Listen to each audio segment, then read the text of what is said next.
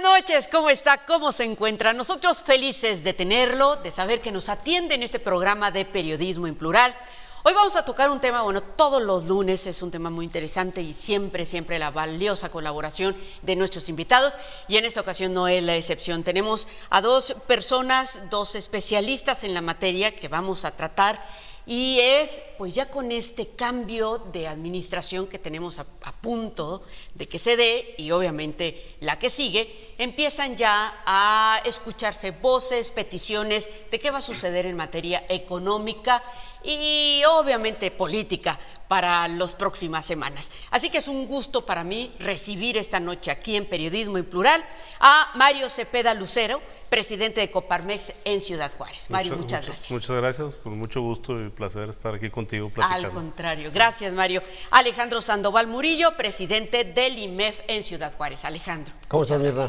Gracias por la invitación. Al contrario, gracias por estar aquí, por tomarse su tiempo y pues para ahora sí que informarle a nuestra audiencia, explicarle a nuestra audiencia qué es lo que les preocupa en estos momentos al sector empresarial que usted representa, que es Coparmex, en este cambio de administración. Durante la semana tuvo una conferencia de prensa con medios de comunicación en donde fijaron una postura muy clara.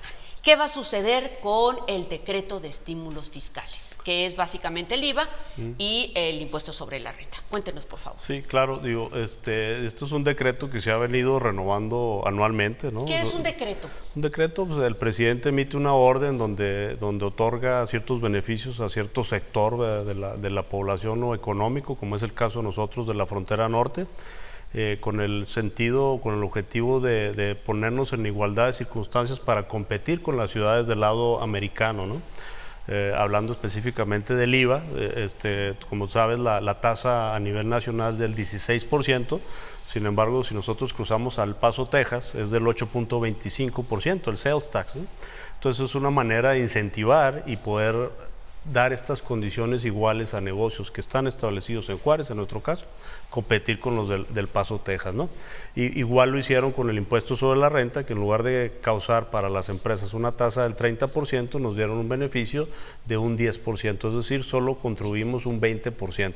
Aquellas, cabe hacer la aclaración, aquellas empresas que hayan cumplido con ciertos requisitos y que estén en la franja fronteriza llevando a cabo operaciones en la zona, ¿no? ¿Y ese decreto se dio por los 6 años? Sí, básicamente se estuvo renovando año con año y llegaría a su fin este decreto el 31 de diciembre de este año.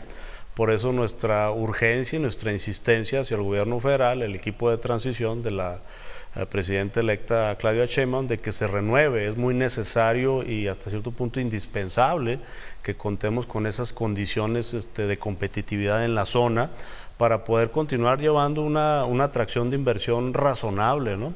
Digo, parte de lo que yo comentaba en esa rueda de prensa que bien mencionas, es que en el último año en la ciudad se han perdido, por datos del Seguro Social, más de 22,000 empleos ante el instituto, ¿no? ¿En cuánto tiempo, perdón? Aproximadamente un año, ¿no? O sea, en lo que va del año. No, de un año, 12 meses, hago la aclaración, ¿sí? Esto sin considerar que para estas fechas, el año pasado, se hablaba que la maquiladora le hacían falta cerca de 25,000 empleados, ¿no? Entonces, si sumamos ese faltante más la disminución de los afiliados, pues estamos hablando de 50,000 empleados menos en la ciudad. Ahora, si consideramos el salario promedio de nuestra ciudad ante el Seguro Social, aproximadamente equivale a 20,000 pesos mensuales por cada persona que no está laborando. Esa es una derrama económica muy importante que no está circulando en la economía local. Por el lado de los patrones, de diciembre del año pasado al mes de julio, que es la última estadística que tenemos, creo que se ha reducido el padrón en cerca de 85 empresas que ya no están registradas en el Seguro Social, y con una tendencia hacia la baja.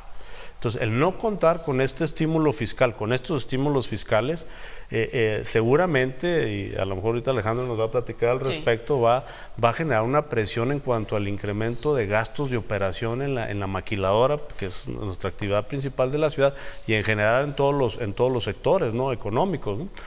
Por ahí me tocó leer ahí cuando Peña Nieto incrementó la tasa del IVA, que sí estaba en ley, del 11% al 16%, se hablaba de que los costos de operación se habían impactado cerca de entre un 5 y un 10% para la industria. Entonces, si no somos lo suficientemente atractivos, pues esta gran oportunidad de la relocalización, de nearshoring, que se ha mencionado mucho, pues vamos a no ser tan atractivos y pues va a demeritar también el poder adquisitivo de los ciudadanos, ¿verdad? Hasta economía informal se puede estimular, ¿verdad? Es lo que le iba a preguntar, ¿a quién beneficia este decreto realmente? A toda la población, ¿no? Más o menos hicimos un calculito así muy general, ¿verdad?, con datos de Coneval y la INEGI, y en un salario, una familia que recibiera 20,000 pesos, le podrían significar un incremento de 1,000 hasta 2,000 pesos de gasto adicional por mes, si la tasa del IVA se incrementa del 8 al 16%, ¿no? Algunos han mencionado que esa ganancia se lo está consumiendo el empresario, el comerciante, y que no llega directamente a ser un beneficio. Yo creo que son especulaciones, ¿no? Porque ahorita los negocios, yo me dedico a la práctica de consultoría, tengo pues, cerca de 40, 50 clientes restauranteros, muchos de ellos aquí en la ciudad, y han disminuido sus ventas con respecto al año pasado y están compitiendo, entonces no pueden darse el lujo de quedarse con más utilidad, al contrario, yo te diría que muchos de ellos han tenido la necesidad de bajar los precios inclusive, ¿no?, para poder estar más o menos ahí cubriendo sus gastos de operación fijos, esperando una mejor época, ¿no?, que seguramente se va a dar, ¿verdad? Finalmente la economía son ciclos, ¿no? Claro. ¿Sí? Bien, ahora le decía a Alejandro antes de comenzar, le digo, pero bájate a nivel mortal, Alejandro, para que nos expliques qué es esto del decreto. Sí, tenemos con él 6 años, ¿cómo lo podemos entender los ciudadanos, los consumidores finales? ¿Qué significa el que a partir de, por ejemplo, la ciudad de Chihuahua, ahí sí se aplica el 16% y aquí el 8%, hablando del IVA, y el 30% allá y aquí el 20% hablando del impuesto sobre la renta? ¿Qué es esto? ¿Cómo se ahora sí que aterriza en cuanto a nuestra economía personal? Por un lado, es a partir de saliendo del municipio de Juárez, entonces en Villa Ahumada ya ves el efecto, también, ¿verdad? ¿no? Okay. Y no tiene que ver con la gasolina, que hace ratito lo comentaron. Sí. Pero bueno, en principio el decreto nace con la intención de brindar una especie de catalizador para las posiciones de Donald Trump como presidente. En ese momento era julio de 2018 cuando se plantea la idea del decreto y entra en vigor en enero del 2019. Ajá. Y entonces lo que se plantea es, vamos a bajar el ISR, vamos a bajar el IVA. Para competir. Vamos a doblar el salario mínimo y básicamente se podría leer como que, ok, vamos a hacer el muro, aquel muro que prometió aquel presidente, pero económico del lado mexicano. Un muro que permita ser más competitiva la frontera para evitar que la gente se quiera ir a Estados Unidos, ¿no? Como un planteamiento básico. Ahorita preguntabas, oye, ¿algunos empresarios se quedaron con esa ganancia, esos 8 puntos porcentuales? Probablemente, pero también tuvieron que pagar 100% más de salario. Entonces, realmente a la vuelta del tiempo, si no hubiera pasado la pandemia, el ciclo inflacionario, quizás estaríamos en compensación en buena medida. Con el ciclo inflacionario que ocurre después de la pandemia, en abril de 2021 empezó todo este problema de inflación. Yo creo que está en plena pérdida el empresariado mexicano con respecto a sus capacidades y utilidades. Exacto, o sea, hay una inflación, sí, y luego en los últimos 8 meses empieza a haber una desaceleración en la economía estadounidense que le pega a la maquiladora y sus órdenes de compra, que le pega a la derrama económica que provoca en Ciudad Juárez y que se ilustra en estos 20,000 empleos menos formales perdidos en registros formales en el Seguro Social, y otros 20,000 en oportunidad que se tenían posibilidad de contratar el año pasado y que se desaparecieron porque ya simplemente no se contrataron. Y entonces todos estos números negativos de estos últimos 12 meses, que más o menos podemos concatenar ese lapso de tiempo, pues derivan de una confluencia de cosas. Temas post-pandemia, que todavía, por ejemplo, para efectos de empresas de servicio tipo restaurantes, no han logrado llegar a los niveles prepandémicos en su actividad económica. Temas de costos por el ciclo inflacionario y El ciclo inflacionario que tiene dos fases. Uno, las cosas que importamos. Por ejemplo, la harina para muchos productos restauranteros. Tuvo impactos fortísimos a partir de febrero de 2022, cuando la guerra de Rusia-Ucrania, porque son altos productores de insumos que se vinculan a la harina. Temas salariales y de políticas públicas que han sufrido las empresas y que tienes que pagar más. No solo el 100% de 2019, sino el recurrente porcentaje que debe andar en un promedio para la frontera de un 15% anual. Y luego en 2021 se hizo un acuerdo para que de 2023 a 2030 haya un incremento de aportación del patrón en el RCB, que es el concepto de retiro de la parte que se paga el seguro social. O sea, yo pago un sueldo a mi empleado, pero aparte pago un seguro social, yo tengo que aportar una parte de Afore desde siempre. Bueno, aumenta cada año y ese RCB se calcula contra el salario base de cotización, que es un salario que está construido a partir del salario, las vacaciones que crecieron y el aguinaldo. Entonces ese salario base de cotización es más alto y luego creciendo cada año. Por ejemplo, te podría decir que yo voy considerando que más o menos ha subido un 30% el costo de RCB en los últimos 2 años, nada más por el aumento salarial y el aumento de las vacaciones. Entonces, en esa lógica, pues tienes presiones de costos por todos lados, tienes que hacerte más eficiente, no puedes contratar el mismo número de empleados que contratabas antes, tienes que exigir más productividad a los empleados, pero a la vez tienes que pagar más. Entonces, y dar más beneficios. Le cuesta, ¿no?, un 30% más tener empleados. Puede ser mucho más caro, ¿no? O sea, ese es el costo nada más de RCB, ¿no? Entonces, en ese sentido, pues hay una creciente de costos. Y cuando hablamos de empresas, la gente se imagina al dueño de esta televisora, pero no. El 95%, 97% de las empresas en México son microempresas, son empresas muy pequeñas, tiendas de la esquina, tiendas familiares, etcétera. A esas también le está repercutiendo cuando son formales.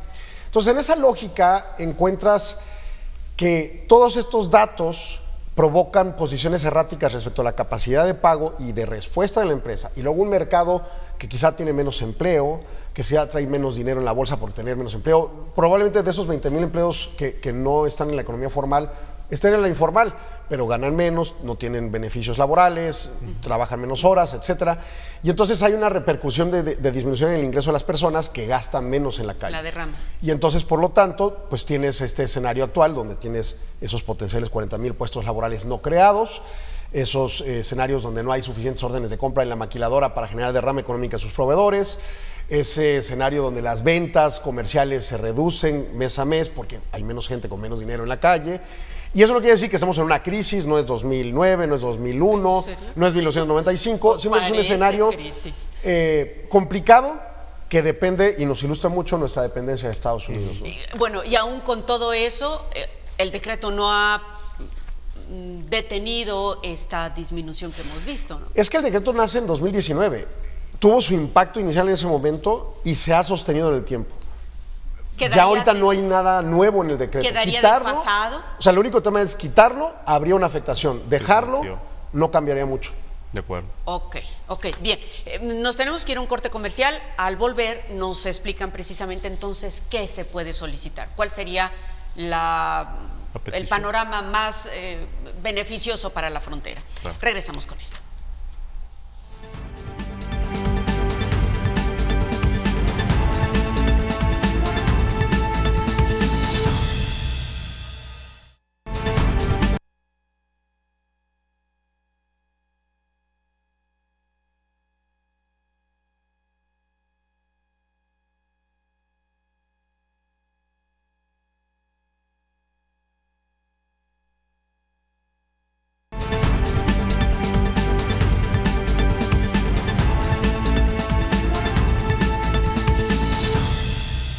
Bien, seguimos platicando sobre este decreto de estímulos fiscales y nos quedamos con esa pregunta. Entonces, para la siguiente administración, ¿solicitarían tal y como está?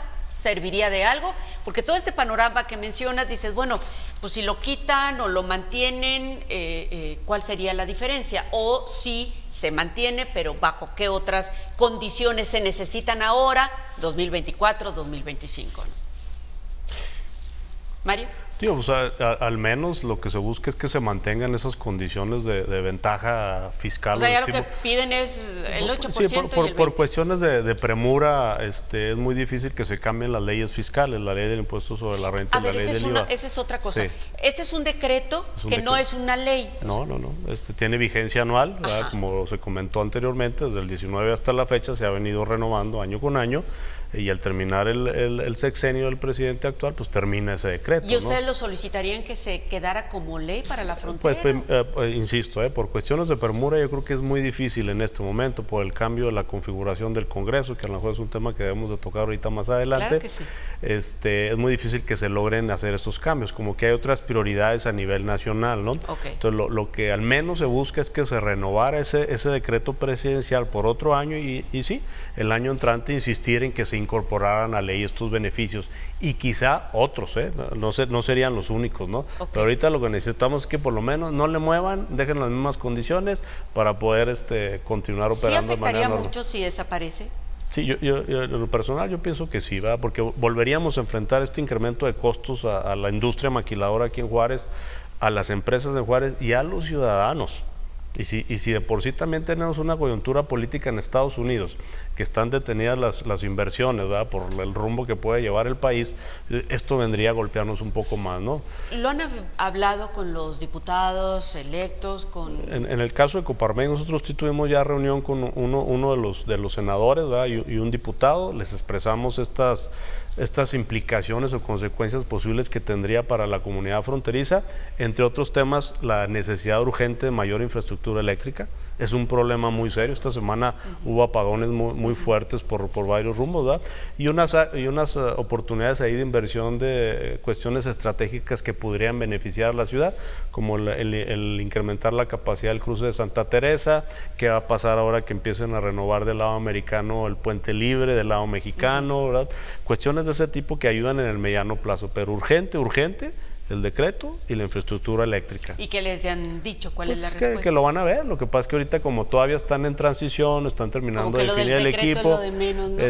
Pues no, digo, por ahí parece ser que sí entendieron la necesidad de la urgencia, ¿verdad? De atender esto, ¿no? Ahora, en Coparmex Nacional nos están ayudando a todos los centros empresariales de la frontera norte a tener ese vínculo con el gobierno federal, ya sea con el gobierno actual o el equipo de transición, para que nos den esa oportunidad de expresar la necesidad y la urgencia. Desafortunadamente, durante la campaña de la presidenta electa Claudia Sheinbaum, nunca escuchamos a nosotros la necesidad de continuar con este decreto. Entonces es probable que no tenga la sensibilidad o la información necesaria para tomar la decisión. Es cuestión, espero, ¿verdad?, que se le presente para que pueda activar este mecanismo. ¿Y este senador diputado es de Morena? De Morena, sí, claro, del oficialismo, ¿no? Pues ahorita pues tenemos que trabajar ahí con los que tienen la línea directa más rápido, ¿no? Ok, sí. Que no debería de ser, que debería de ser así, pues sí, plural y parejito. De acuerdo. Pero bueno, ¿verdad? Explícanos, por favor, Alejandro, ¿cómo sería el panorama ideal o qué de qué tanto sería el daño si esto desapareciera? A mí se me ocurriría pensar que podríamos ponderarlo en los 8 puntos porcentuales. O sea, te suben el IVA esos 8 puntos, pues lo trasladas al consumidor y listo. Pues o sea, le cobras 8 puntos porcentuales más la inflación que repercute este año, que rondará entre 4 y 5%, ¿no? Entonces, imagínate en enero entrar con incrementos de 10, 13% en los precios de las cosas que consumimos. Es un golpe muy fuerte al bolsillo de las personas, ¿no? El tema del ISR no es tan relevante porque son muy pocas las empresas que adscribieron ese beneficio en función de lo complicado que es para regulatoriamente acceder a ese beneficio. Y los demás beneficios se desaparecieron, o sea, fue el alza del salario mínimo, el ISR y el IVA los que tienen vigencia. Los demás no se llevan a cabo, hablaba de infraestructura y algunos otros temas de recursos para la frontera que nunca ocurrieron, ¿no?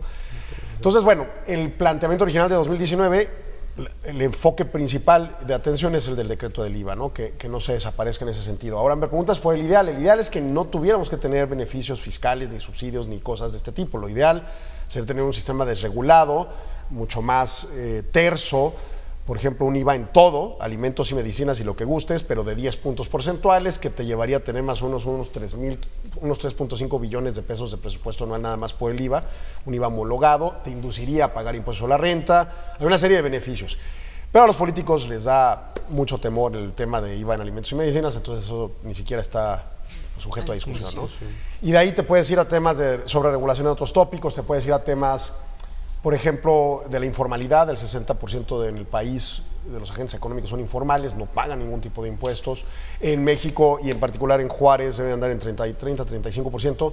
Es un número importante de agentes económicos que le compiten a agentes formales, como los que representa Coparmex u otros organismos, y en su caso, bueno, pues es una operación desleal, ¿no? Donde no hay beneficios laborales, donde no hay flujo de impuestos, etcétera. Ese tipo de correcciones serían el ideal. No estamos en el escenario de discutir cosas ideales, ¿no? Sin embargo, yo he escuchado por parte de otros empresarios, de otros economistas, que todo lo que fue el aumentar la base de contribuyentes fue exitoso en esta administración, ¿no? Pues no la base de contribuyentes, o sea, la capacidad fiscalizadora de la autoridad sí. Es correcto. Ha habido interpretaciones que pudo haberse considerado que fueran inconstitucionales o no, quedaron validadas por la Corte. Ha habido posiciones y herramientas de fiscalización importantes por parte de las autoridades correspondientes, sea el SAT, el IMSS, el Infonavit e incluso el gobierno subnacional en la parte de Secretaría de Hacienda Estatal, y han hecho un esfuerzo en donde han demostrado resultados muy benignos en la óptica recaudatoria, pero con los mismos contribuyentes. Okay. El tema de los agentes económicos medidos por INEGI, el tema de la población económicamente activa que contabiliza 62 millones de personas más o menos, el mismo INEGI te lo da cada mes, más o menos el 60% es informal en el país y subregionalmente pues cambia, ¿no? Juárez andamos en el 30-35%. Pero sin embargo eso también alentó a mucho el escuchar que ahora los grandes empresarios ya estaban pagando sus impuestos. De acuerdo, pero sigue faltando dinero, ¿no? Entonces eso quiere decir que te falta cobrarle al otro 60% que no le cobras. ¿Y esto no puede perjudicar aún más si se disminuyera los impuestos? Mira, el país, de repente me preguntan mucho sobre las reformas constitucionales si van a traer consecuencias a la inversión. Puede ser en algunos casos, pero el tema es que somos 130 millones de mexicanos y comemos todos los días y nos movemos y vamos a la escuela o al trabajo. O sea, el país va a seguir operando más o menos económicamente, con todo y lo que quieras de cambios estructurales. Pero olvídate de un desarrollo sostenido. Olvídate de evolucionar a otra etapa en el estadio económico comparado con otros países. O sea, eso no va a pasar con múltiples de estos ¿Y en qué momento iba a pasar eso? Pues bueno, con ciertos temas como los ideales que me planteabas al principio, pudiera pasar eventualmente en el tiempo, unos 5 o 10 años podríamos ver mejores resultados. Con un 10% No estamos discutiendo esos temas, estamos discutiendo si nos quitan el decreto, estamos discutiendo si tenemos una planeación de desarrollo que tiene que tener la presidenta Sheinbaum más o menos para marzo del próximo año, el Plan Nacional de Desarrollo, que pueda incluir cómo le va a hacer el trabajo con esos 60% informales, quizá no lo considere, pero deberían, y otros tópicos de regulación. El país está muy sobreregulado. Cada norma que se crea te piden 2 veces tu credencial de director, 2 veces tu CURP, 2 veces, o sea, piden trámites para objetivos específicos. Eso es sobreregulación y tiene costos. Y cuando permeas los costos en toda la economía se terminan trasladando consumidores. ¿Y esto fue en esta administración o ya? No, México es un país sobreregulado, ¿no? Por la historia. Y las normas más relevantes que ha creado este gobierno, como el REPSE famoso en términos de subcontratación, que por un lado fue benigno en términos de evitar esa depredación en contra de los trabajadores, por otro lado ha traído muchísimos costos rentistas e irracionales a la economía, ¿no? Entonces, no están bien estructuradas las normas, y eso trae como consecuencia que mantengas malos costos, o bueno, altos, pero malos, que se trasladen a precios, inflación, cosas de ese tipo, ¿no? Pero bueno, también entendemos que este nivel inflacionario que traemos no es precisamente de México, de las políticas de México, es global, ¿no? Parte es global. Estados Unidos tiene una tendencia más clara de baja inflacionaria y en México, al contrario, está volviendo a subir. Eso tiene que ver con que tienes políticas internas que también dañan la estructura de ¿La precios. última quincena bajó? Pues como 2 décimas. Pero bajó.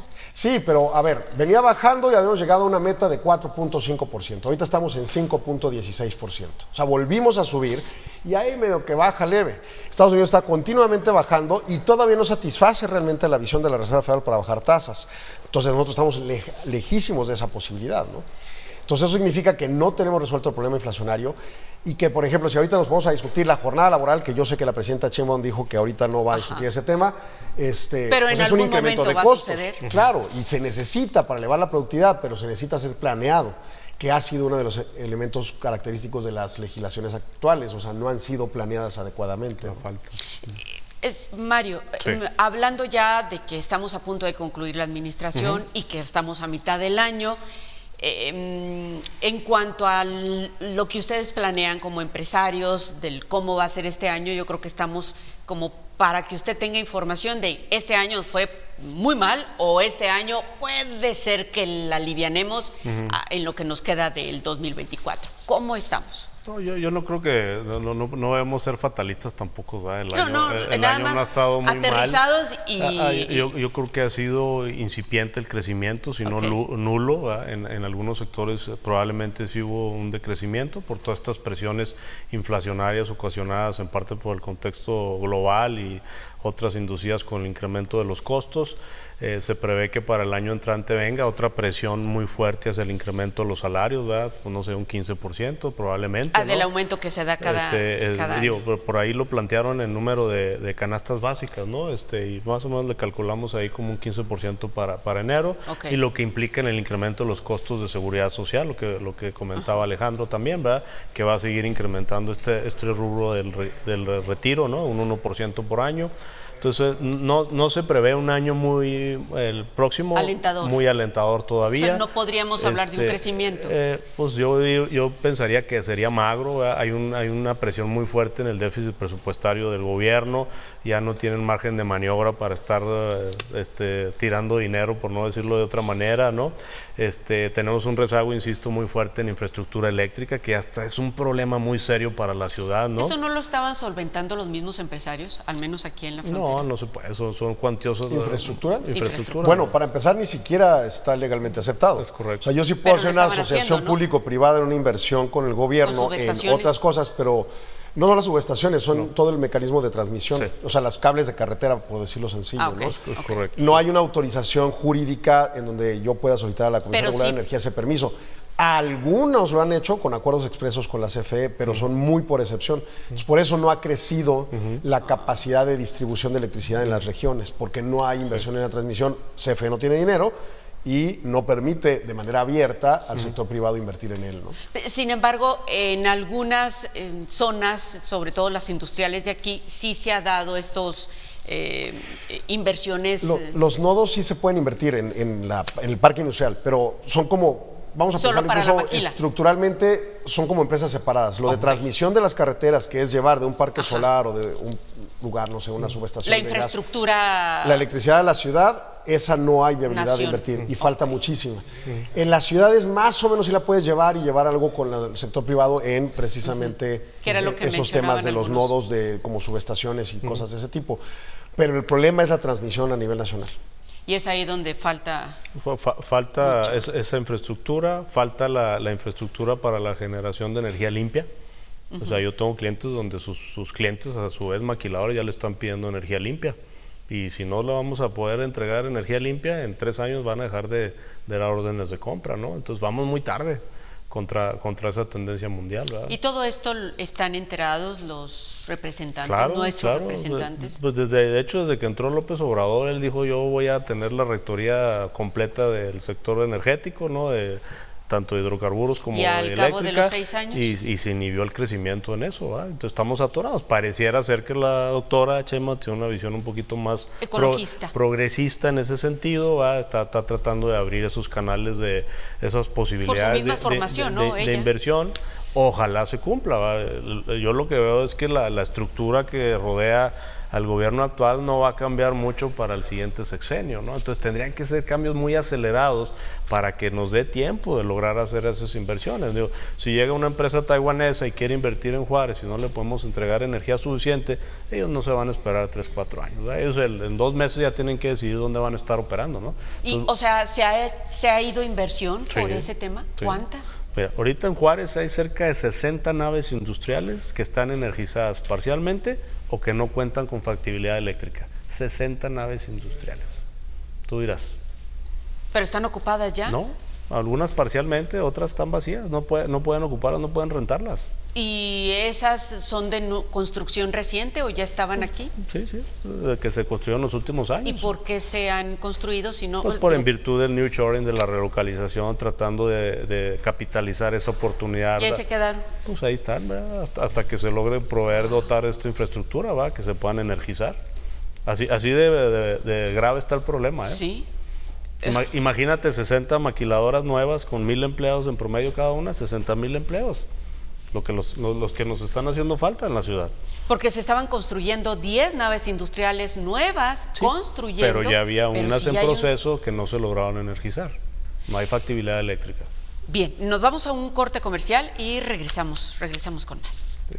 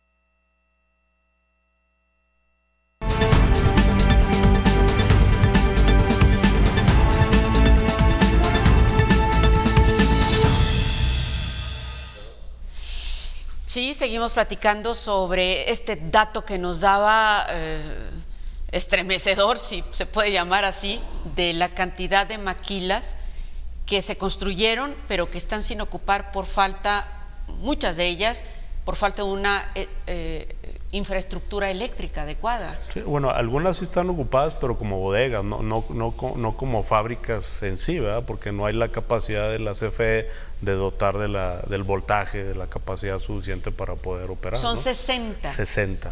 ¿Y esas están instaladas en? Aquí en la ciudad. Diferentes rumbos. Repartidas, sí, claro. Sí. Y cuando se plantea esto a la CFE, al gobierno federal, ¿qué les dice? Pues la CFE está de manos atadas, ¿verdad? Es presupuesto federal, ¿verdad? La CFE no tiene capacidad económica para invertir, ¿verdad? Y pues hay que esperar, ¿no? Entiendo yo que la Agencia Estatal de Generación de Energía está tratando de solventar ese reto a través de una asociación público-privada. La verdad es que no han logrado desatorarlo, ¿no? Porque se requiere mucha voluntad política, mucha tramitología y sobre todo capital a riesgo, ¿no? Para poder dotarlo, ¿no?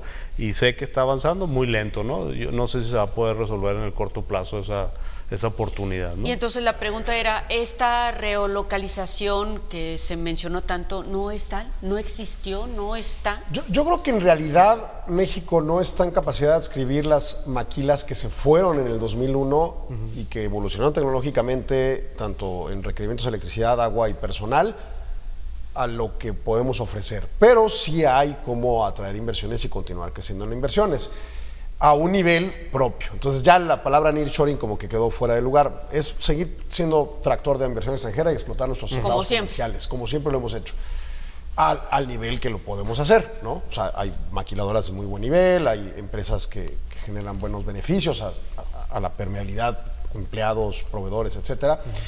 Pero hablar de esos niveles, de esas empresas que hacen microchips y cosas de ese tipo, pues no es algo que podamos en México ofrecer. No es algo que cuando se empezó a hablar de la palabrita de nearshoring podíamos ofrecer. O sea, le hace falta mucha inversión a nuestro país en múltiples elementos y subsectores. ¿Y entonces por qué se creyó que esto podía suceder?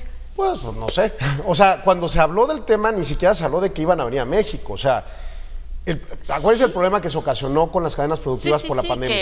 Entonces lo que dijeron, bueno, si estamos en estas condiciones ante la pandemia, en vez de trabajar el procedimiento de justo a tiempo de inventarios, hagamos uno de justo de por si acaso, just in case, y retraigamos inversiones a América. Ese era el planteamiento inicial.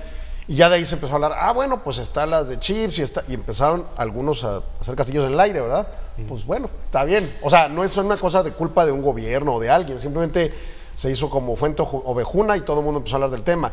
Pero en realidad el tema es que somos un país que podemos atraer inversión al nivel que la traemos y que la hemos atraído en los últimos 40 años y así seguiremos. O sea, está bien, pero no podemos traer cosas que no hemos desarrollado, capital humano suficiente, no hemos desarrollado infraestructura eléctrica ni de agua para... Entonces nada más nos dejaron una ciudad cara, rentas caras, terrenos caros. No, eso tiene otros orígenes, muy, muy diferentes.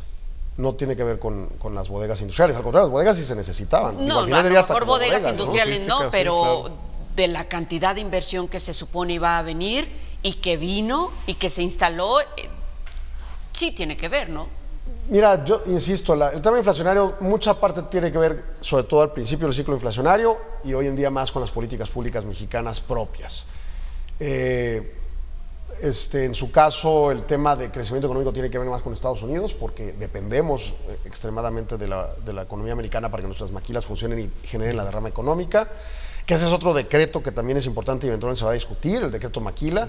Puede ser que Claudia Sheinbaum decida en ningún momento tocar el tema y bueno, no pasa nada.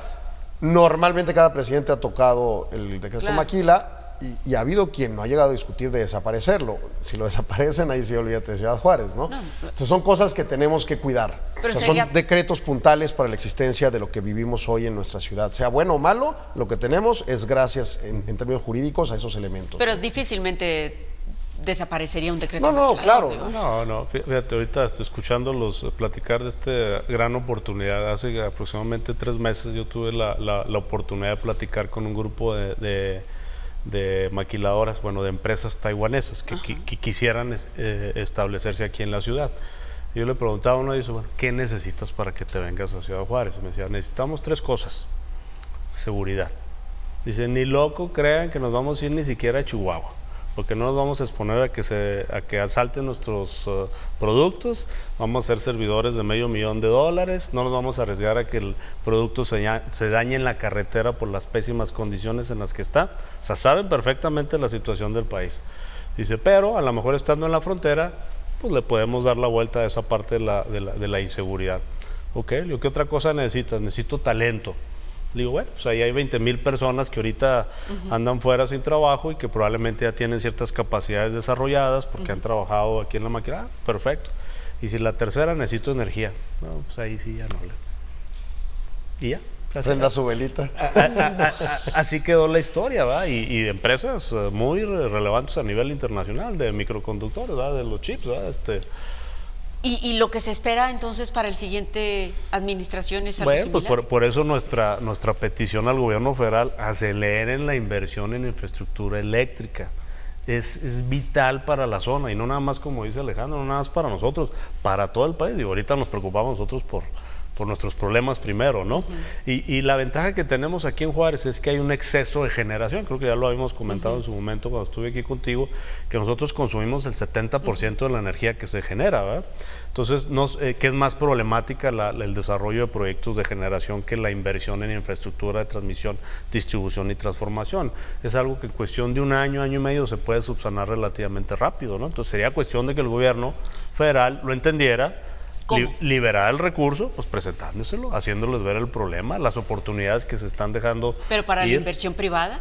No, pues y los impuestos que te generan, la recaudación, y los beneficios de seguridad social y el empleo, o sea, es ganar, ¿no? Claro. Pero la generación sería del gobierno federal. La inversión sí tendría que ser del gobierno. La infraestructura, la demás sí sería privada, ¿no? ¿Sí? Y pues generaría mejores empleos, porque si nos queremos evolucionar a industrias más tecnificadas, pues tenemos que darle las condiciones para que vengan. Lo raro es que el escucharlo es hablar, dices, bueno, eso sería lo ideal, y luego, pues si tenemos todo, ¿por qué no se hace? ¿Por qué no se realiza? ¿Cuál es el problema? Ya quiera preguntarle al gobierno. Pero usted como empresario yo creo que habla con... Bueno, yo pienso que fue una situación ideológica del gobierno actual, que prefirió invertir hacia el sur del país, ¿verdad? Con cierta razón por todo el rezago que había, por supuesto, y desatendió otros sectores de la economía, ¿no? Uno de ellos, la infraestructura eléctrica. ¿Cómo lo ves tú? Sí, y también otro de los temas recurrentes del país pues es la construcción presupuestaria, ¿no? O sea, el dinero que hay disponible para el gasto público es uno. Suena mucho, 7 billones de pesos, pero en realidad es muy limitado para las necesidades de la nación, ¿no? Y luego tienes otro tipo de temas, por ejemplo, CFE ha sido una empresa que ha venido a escenarios de pérdidas fiscales cada año y no ha querido ejercer lo que jurídicamente está vigente, que es la ley de industria eléctrica y la reforma constitucional de 2013, por cuestiones ideológicas también en cuanto al ánimo de control, pero por lo mismo ya no ha habido la viabilidad de que las operaciones que sí se podían liberar a competencia con el sector privado les dejara recursos fiscales al respecto. Entonces, vamos, la posición ideológica de cerrar la puerta pues también ha traído consecuencias negativas presupuestarias y no les ha permitido tener recursos para ese tipo de inversiones, ¿no? ¿Va a cambiar? No lo sé. Va a cambiar parcialmente, sí, por esto que comentaban del tema de una mayor predisposición de Claudia Sheinbaum a los temas, pero es un tema muy complejo, no nomás es un tema de poner un parque solar o algunos paneles en tu casa, o sea, es un tema de infraestructura, de gasto, de inversiones, en un año 2025 que no va a haber dinero necesariamente para hacerlo, por la deuda pública que se está dejando este año y los compromisos de altas tasas de interés en un escenario de ciclo de altas tasas y de la complejidad que implique presupuestariamente, sobre todo con la idea que traen de no hacer una reforma fiscal, ¿no? Vaya que sí suena y se ve un panorama bastante complicado. Y en todo esto, ¿qué están dispuestos a hacer los empresarios en este caso? Por ejemplo, aquí. Yo creo que el gobierno tendría que reconocer la necesidad de este capital, de estas necesidades de inversión, tendría que reconocer su capacidad limitada por todo esto que he platicado y hablado, y si el gobierno lo entiende y empieza a flexibilizar y permite a la iniciativa privada invertir en estos sectores, es un problema que se puede resolver relativamente fácil. Pero pues tiene que permitir el gobierno esta apertura, ¿verdad? Pero bueno, pues nosotros estamos haciendo, digo, por lo menos desde Coparmex estamos haciendo un cabildeo intenso en todos los sentidos, ¿verdad? Oye, déjame ayudarte. Nosotros queremos desarrollo. Digo. Pero la CFE, pues, obviamente, difícilmente se va a abrir, ¿no? Pues la CFE no tiene el mando de decisión, va a tener la presidenta, sobre todo por una de las reformas constitucionales que construye la CFE como una empresa pública productiva, y entonces en ese sentido, pues ellos van a tomar la determinación en la cabeza. ¿Va a depender de la presidenta en este caso? Pues creo que va a tener un vínculo directo con Secretaría de Energía y alguna cuestión así. No conozco bien la reforma constitucional, pero lo que sé es que quieren empoderarla a un nivel muy fuerte. Que habría que cotejar si eso trastoca la reforma de 2013, en donde se da la autorización a inversiones privadas, o lo abran. Modificar. Porque la misma reforma constitucional, al menos en las explicaciones básicas, señala que sí tiene una intención de apertura de inversión privada. Entonces, pues vamos a evaluarla y vamos a discutirla y entonces que ocurra, ¿no? Pero pregunto, ¿depende de la decisión? ¿Es por decreto la decisión directamente unilateral? Bueno, el cambio constitucional vamos, el nombre de CFE va a aparecer en algún lado de la Constitución eventualmente. No sé, no son cosas correctas, pero bueno, técnica jurídica, pero ahí va a aparecer. Y entonces eso va a darle una fortaleza muy importante a esa empresa en términos jurídicos. El tema es que le den la fortaleza presupuestaria para que entonces venga y haga estas inversiones. O esa viabilidad jurídica de abrir la puerta a inversiones privadas para que en conjunto lo desarrollen. Pero esa sí tendría que ser una modificación legislativa. Eso va a ocurrir, o sea, está en el paquete de reformas constitucionales que empieza la discusión el 1 de septiembre. Aún y como se quedó establecido el Congreso. Pues sí. Si tienen voluntad política seguramente lo van a poder hacer. ¿Y el resultado es el esperado? Esperemos que así sea, ¿verdad? Que lo entiendan. Mira, de hecho, digo, yo sé que el tema no es jurídico ni de las constitucionales, pero de las 18 reformas constitucionales hay cosas buenas y cosas malas. El asunto es que hay que costear las implicaciones de implementar cada una. Y esa parte de planeación yo no sé hasta qué punto la tiene bien reconocida tanto el actual gobierno como el nuevo. El tema de CFE es el costeo, de decir, ¿puedo yo solo gobierno cablear el país para ser atractivo a la inversión? Si la respuesta es que no, entonces tiene que abrir la puerta al sector privado, o sea, no hay una alternativa. Y esa discusión se va a dar la próxima legislación. El próximo mes, ¿ya?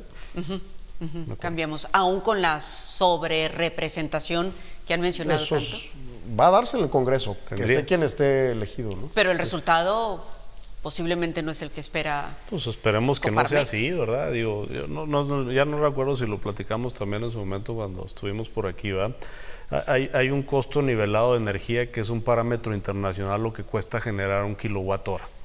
El costo promedio debe ser como 60, 70 centavos de peso por kilowatt hora. El costo de la CFE es de 2 pesos. ¿Por qué insistimos nosotros como país en generar energía cara? La lógica es, pues deja que un privado lo haga y yo lo regulo. ¿Y por qué crees que Ideológico, sucede? es una ideología, es una manera de pensar, ¿verdad? De controlar, ¿verdad? Yo pensaría que ellos deberían enfocarse en el control de la distribución, transformación y no estar pensando en invertir en generación. Deja que los privados lo hagan, ¿verdad? Con las reglas y todo bien acotado y supervisado, ¿verdad? Es cuestión de cambiar un poquito la manera de pensar, ¿verdad? Sin embargo, el panorama que han mencionado ustedes como, y lo han hecho público, su posicionamiento, en esta sobrerepresentación, como así se le ha llamado, en el Congreso de la Unión, ¿cuál puede ser entonces el panorama con esa condición? Mira, esta necesidad o este reconocimiento de la necesidad del gobierno de trabajar con los empresarios, yo he escuchado a la doctora Claudia Sheinbaum expresarla en varias ocasiones, reconoce que el gobierno no va a tener la capacidad presupuestaria. Lo de la sobrerepresentación ahorita están muy enfocados en tomar control del Poder Judicial. Yo no sé qué quiere decir eso, qué implicaciones tenga en el mediano o largo plazo, ¿verdad? Pero como que son dos aristas diferentes. Si hay voluntad política, seguramente lo van a poder sacar avante estos retos. Aunque el control lo tenga... No, pues es que son ellos mismos. Ajá. Sí, claro. Bien, nos tenemos que ir a un corte y regresamos para más a detalle este tema. Volvemos.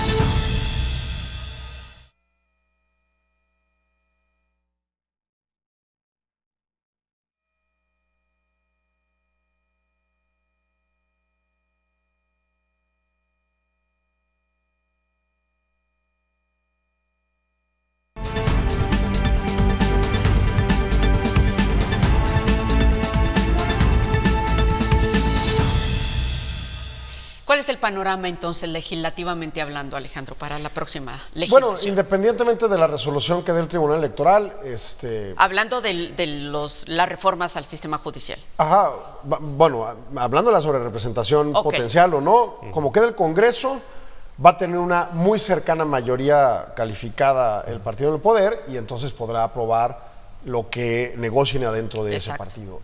Estas 18 reformas constitucionales están enviadas por el presidente López Obrador, entendería es un ícono moral para la gente de ese partido, por lo tanto yo no veo por qué no vayan a aprobar estas reformas constitucionales con o sin la mayoría calificada, en todo caso negociando si no tienen la mayoría calificada. Dentro de ello está este tema de electricidad y por lo tanto pues asumiría que se tendrá que aprobar. Y ya veremos en las legislaciones secundarias, que es un tema que yo he insistido mucho, cuando se pregunta cuál es el impacto de las inversiones, es muy difícil saber cómo se va a implementar una ley que en la Constitución está configurada de una forma, pero en la ley secundaria puede tener vicisitudes específicas, ya en la ley propiamente. O sea, está el Código Fiscal, está la Ley de Impuestos de la Renta, todas esas leyes, y arriba está el 31, fracción cuarta de la Constitución, que marca cómo se deben de pagar los impuestos en el país. Está el artículo 3º constitucional, que es la de la educación, y luego hay una ley de educación en el país, ¿no? Entonces, bueno, van a ser 18 cambios constitucionales y luego van a ser N número de leyes secundarias. Cuando se hagan esas leyes, cuando se promuevan sus iniciativas y demás, podremos entender y explicar mejor cuál es el impacto en la economía de cada uno de los cambios.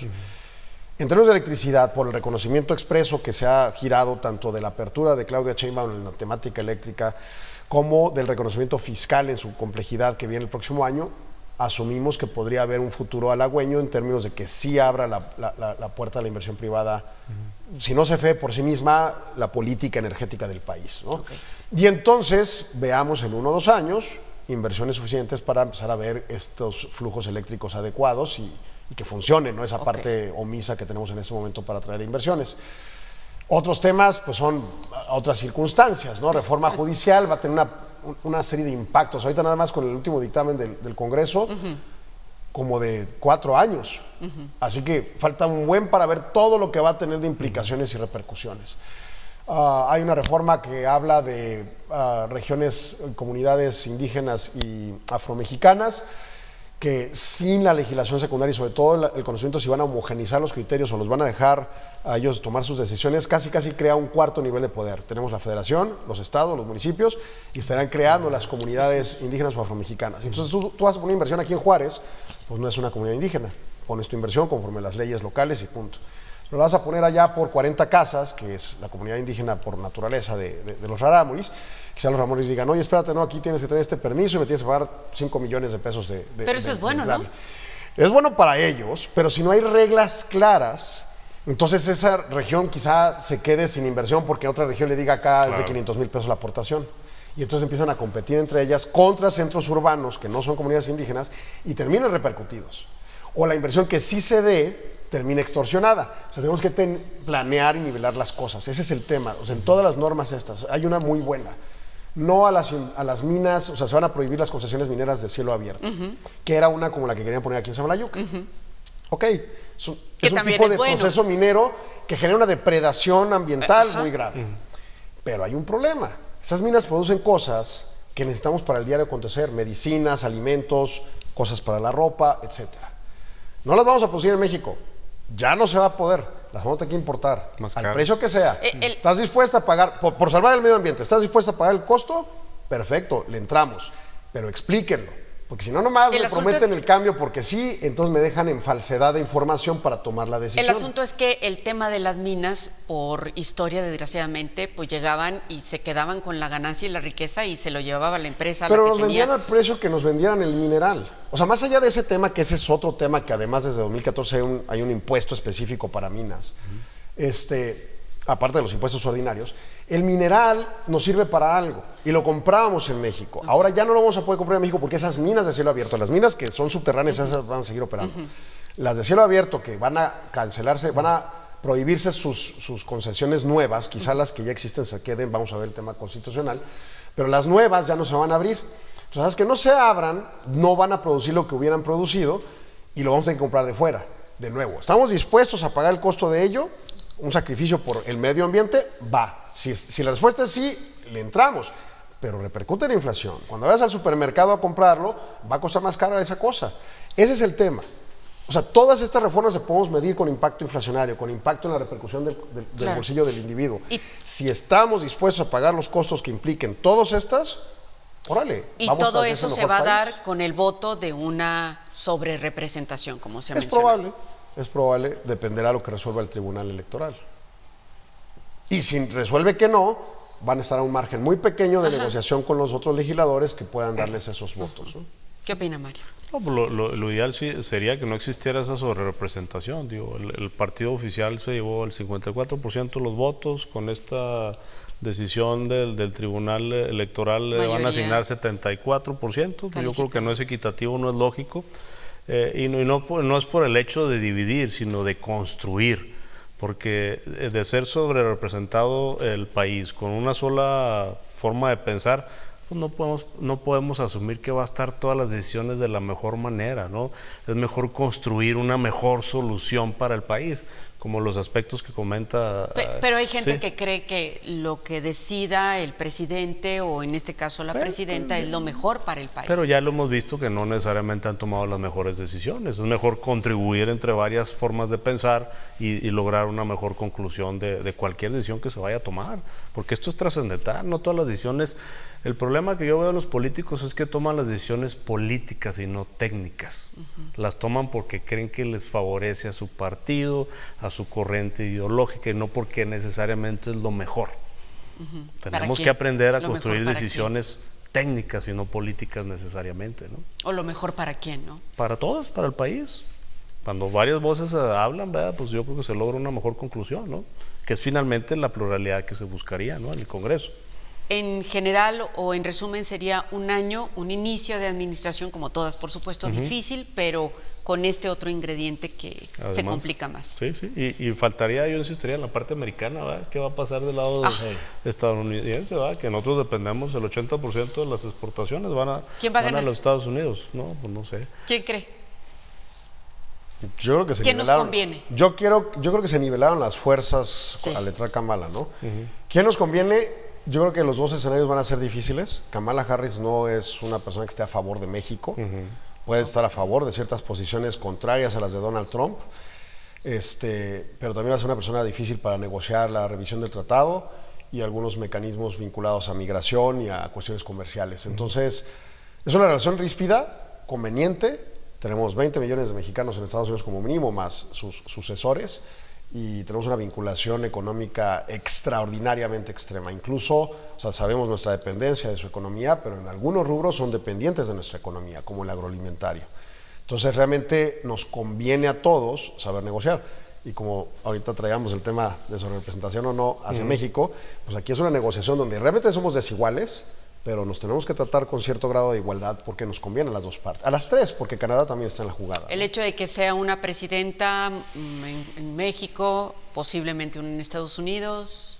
Yo creo que eso es irrelevante. Yo creo que va a depender de las capacidades políticas de negociación que tengan los diferentes países y que se haga lo correcto, ¿va? Finalmente, para bien de ambos lados, ¿no? Y de alguna forma Trump pues ya es un malo conocido, ¿no? ¿También? Pues bueno.